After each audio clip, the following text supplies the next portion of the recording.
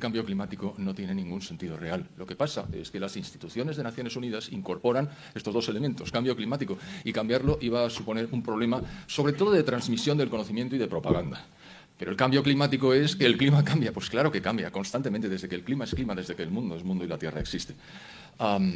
No significa nada, pero para los que lo utilizan con mala intención, el cambio climático sería un fenómeno nuevo que nunca habría tenido existencia. Además, antropogénico, que esa es una palabra muy divertida, es decir, generada por el hombre y, por supuesto, letal. Es decir, nos vamos a morir todos. Parecen ignorar que nos vamos a morir todos, pero bueno, en cualquier caso, pues así es.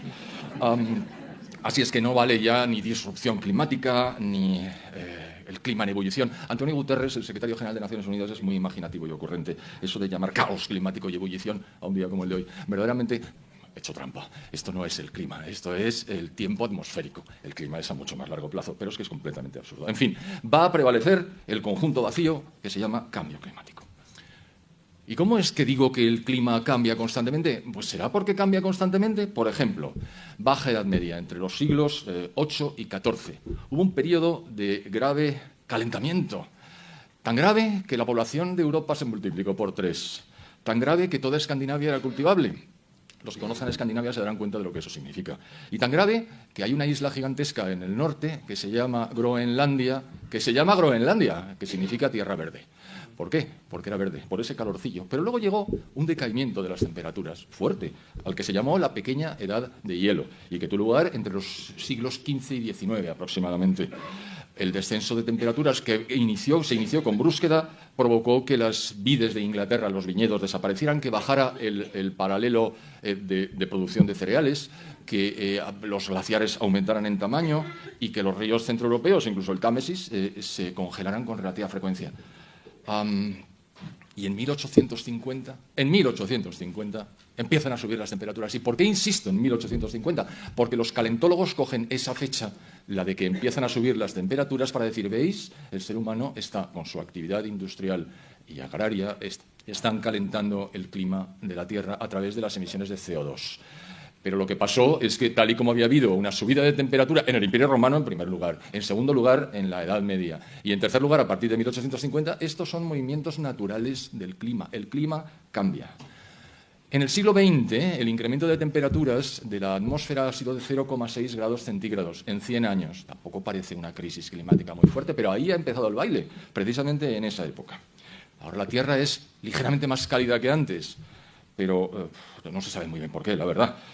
Y dentro del siglo XX hubo calentamientos y enfriamientos que tampoco sabemos a qué obedecen, puesto que el elemento fundamental que argumentan las personas que sustentan la hipótesis del cambio climático es que es el CO2 en su constante aumento como consecuencia de la actividad del ser humano el que estaba provocando las variaciones al alza de temperaturas.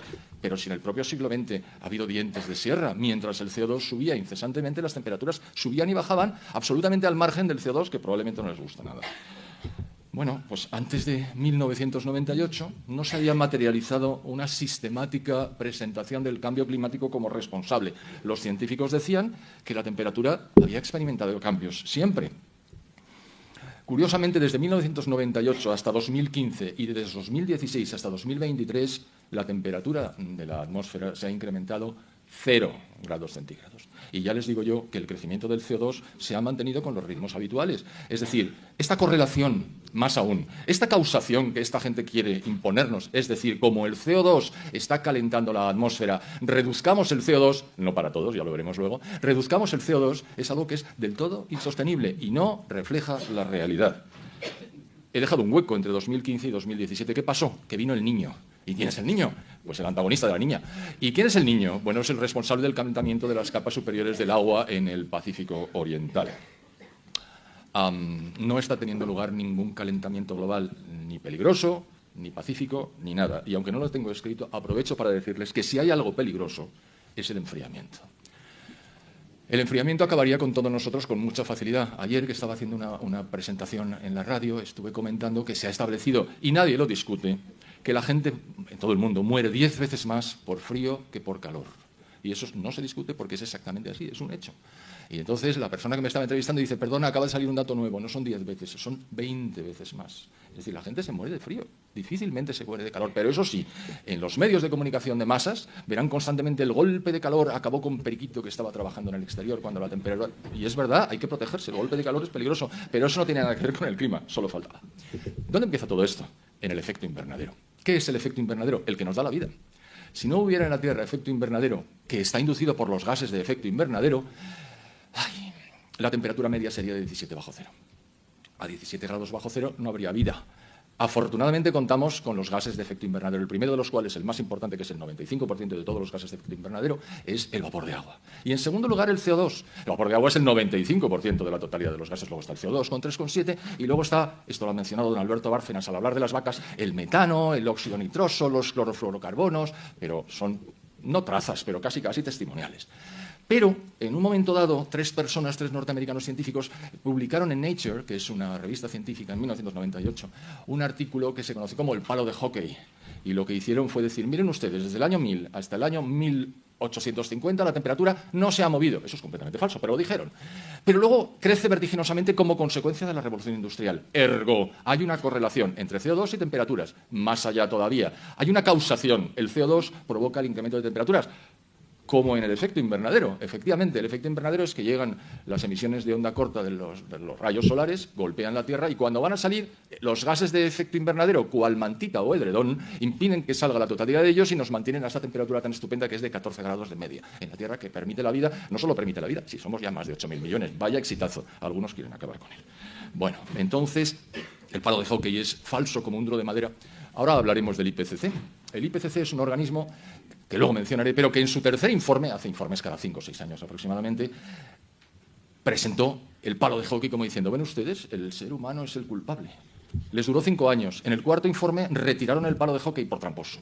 Hasta el IPCC, que es el epítome de la trampa organizada por Naciones Unidas, ha retirado el palo de hockey por falso. Casi no voy a profundizar. Pero ¿y el CO2? El CO2 está aquí. Ustedes lo saben. Bueno, perdonen, el CO2 está aquí. La concentración de CO2 en la atmósfera es de 424 partes por millón. Aquí hay entre 2.000 y 3.000 y si seguimos con la puerta cerrada, 4.000. ¿Algún problema? Ninguno. ¿Saben cuál es la concentración del CO2 en nuestros pulmones? 40.000 partes por millón. Así es que no les metan miedo con el CO2, que daño no les va a hacer. No va a hacer daño, pero va a subir la temperatura. No, pues la temperatura no hay correlación entre incremento de CO2 e incremento de temperaturas. Lástima que no tengo aquí el PowerPoint donde aparecen los gráficos que son definitivos. Pero bueno, no tiene mayor importancia. Bueno, por cierto, el propio IPCC, en su tercer informe, famoso tercer informe, donde apareció el palo de hockey, también decía cuál era el porcentaje de CO2 antropogénico que estaba dentro de la totalidad del CO2, que a su vez es el 3,7 de los gases de efecto invernadero. ¿Y qué dijo el IPCC? Aquí lo veo. Porcentaje natural del dióxido de carbono, 97,1%. Porcentaje antropogénico, 2,9%. Pero es el humano el que está calentando la temperatura, el natural no. ¿Qué pasa? ¿Que son distintos? No, las moléculas son las mismas. ¿Y entonces cómo pretende usted que yo me crea esto? Es muy fácil. También ha desaparecido ese cuadro de los registros del IPCC. Bien, así es que queda claro y que debe quedar muy claro que no hay ninguna correlación entre CO2 e incremento de temperaturas. Lo que sí es un elemento fundamental y decisivo es precisamente el vapor de agua, es decir, el 90% de los gases de efecto invernadero. Y además el forzamiento del vapor de agua es mayor, este palabra lo explico ahora, mayor que el del CO2. ¿Qué es el forzamiento? La capacidad de calentar que tiene una molécula de agua en comparación con una molécula de CO2. ¿Cuál es la que más, de todos los gases de efecto invernadero, cuál es el gas que más forzamiento tiene? El óxido nitroso. ¿Y cómo lo sabe usted? Y bueno, ese es el gas de la risa, es decir, que se utiliza a veces para hacer contra su voluntad reír a la gente, pero sobre todo es el que impele los cohetes que se lanzan a la atmósfera. Es una enorme capacidad de calentamiento la que tiene y por eso lo utilizan. Bueno, y si esto no hay por dónde cogerlo, y si es una mentira enorme, ¿por qué ha tenido éxito? ¿Por qué ha colado? Es decir, ¿por qué la gente piensa que efectivamente estas emisiones de CO2 que estamos realizando, no todo el mundo evidentemente, pero ¿por qué es tan predominante? Pues por varias razones. La primera es porque es muy sencillo. Todo el mundo entiende que es un invernadero. Un invernadero es una cosa de cristal donde se pone, entra el sol, se mantiene la temperatura interior y las plantas crecen. Y crecen mucho mejor que fuera. ¿De cuándo acá los holandeses iban a producir tomates con el clima que tienen si no fuera por los invernaderos que utilizan? Es más, ¿qué introducen en los invernaderos para que los tomates crezcan mejor? CO2. ¿Por qué? Porque el CO2 es el elixir de la vida. Sin el CO2 estábamos todos muertos. Anda, no exagere, ¿cómo? Si nuestro nivel de CO2 en la atmósfera estuviera por debajo de 150 partes por millón, las plantas morirían y con ellas todos nosotros. Efectivamente, como dicen los neomaltusianos, nos vamos a morir todos, pero afortunadamente el CO2 crece. Hemos estado a punto de alcanzar en la última glaciación las 150 partes por millón, pero afortunadamente la cosa no llegó a tanto. Así es que, idea sencilla e intuitiva, un apoyo monstruoso por parte...